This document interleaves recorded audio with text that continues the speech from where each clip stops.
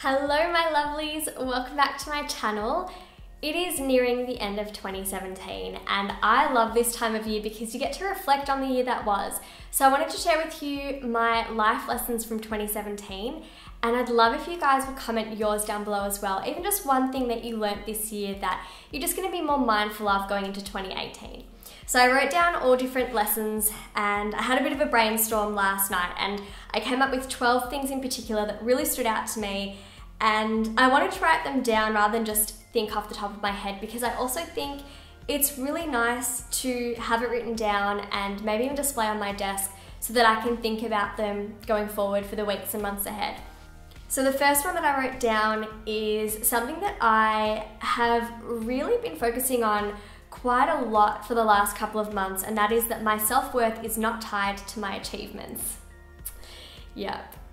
I think I've had a habit of being a perfectionist and trying to overachieve, feeling like I have to achieve constantly. So my enjoyment in one success is very fleeting before I start to think about the next thing that I want to achieve.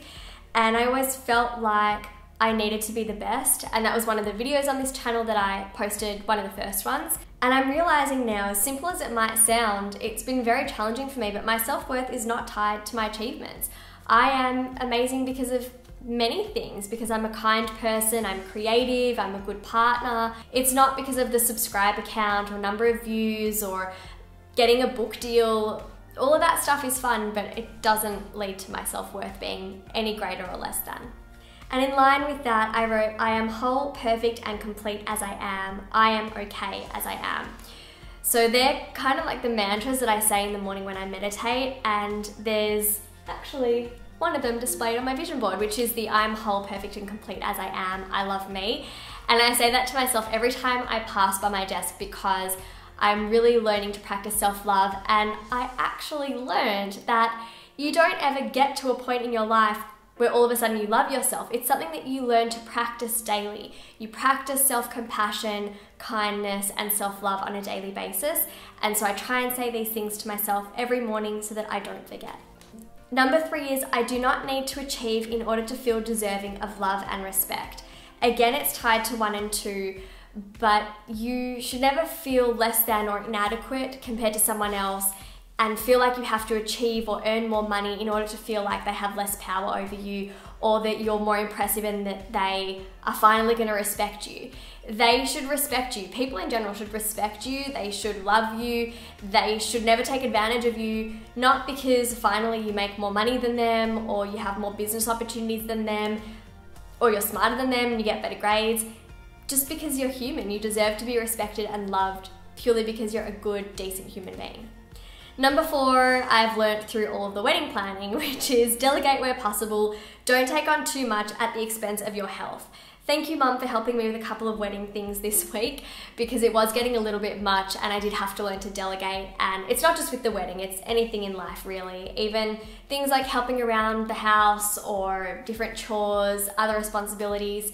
If things are getting too much, don't burn out and overdo it just so that you can feel like you're in control of everything when really you're not. So other people can do things just as well as you, and just learn to relax and give other people a chance to help out. Number 5 is sometimes you will need to repeat yourself until others understand or take action. Be patient.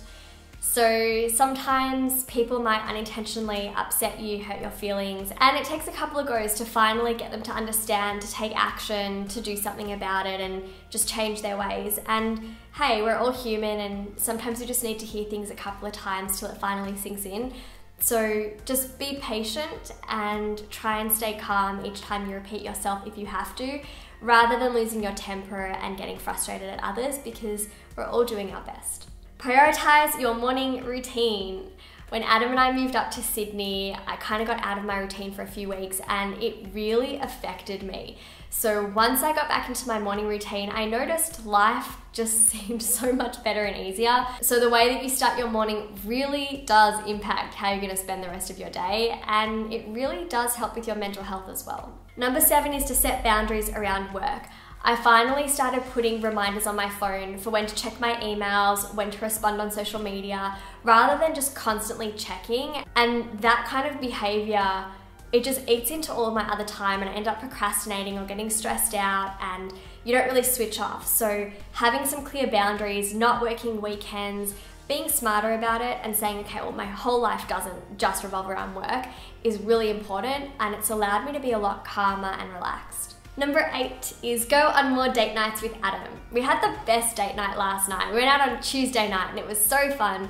It's really good because we don't have our phones on us, we're completely immersed in our conversations, and hours fly past and it's just quality time. It's really important in relationships that you do have some time alone and that you change things up. You go out together, you try new cuisines, you go to the movies, just spend that time together and really enjoy each other's company. Number 9 is I learned that I really need to ring my friends more often, especially when things get tough. So I do keep in touch with my friends and I make an effort, but I've had the habit of whenever things are really hard, I kind of just shut off from them and I don't really turn to them for advice. And lately I have decided to start picking up the phone and letting them in a bit more. And I'm always so surprised by how incredibly full of wisdom they are, and that their advice really does help. So I really want to be more mindful going forth that if things are hard, to seek support from my friends because they know me better than I think they do. Number 10 is go with your gut. So I'm really trying to go with my intuition. If something doesn't feel right, regardless of what logic says, it's not right for me. So stick with your gut, and if you have a funny feeling about something, if you're not sure, then it means no. Number 11 is meditate. Meditate every day. I have been meditating. The first thing I do every morning is I meditate for about 30 minutes and I feel like a normal human being. My mind is so much more clear. I don't feel like I'm starting my day all rushed and in a hurry, and I feel like I need it. I feel like when you turn 18 in Australia, instead of getting your driver's license, you should go through a meditation course, and people should advise you that when you adult, you need to meditate. It should be in your toolkit of how to be an adult, because otherwise all those responsibilities, they really can take a toll on you, and we start worrying. We have so much to think about. We don't spend enough time focusing on ourselves. Meditation is the answer to, I feel like, all of life's problems. If I'm not sure about something, if I'm stressed, I just meditate on it and I feel so much better. And number 12, trust in the timing of life. Things happen when they're meant to happen. And if they don't work out the way that you expected to, it actually wasn't meant to be. And it's only in hindsight that we can really connect the dots and realize why things happened the way that they did, and that sometimes something that was really bad at the time ends up being a blessing in disguise later on. So I'm trying not to feel so controlling over my work life as well, trying to make things happen. I have a clear vision in mind, but I just have to kind of trust that things will have a way of working out, and they really do. So they are my life lessons from 2017. I hope you guys liked this video, and if you did, thumbs up. Comment down below one of the things you've learned in 2017, and make sure to check out my other channels and social media down below. But I will see all of you, my lovelies, very soon.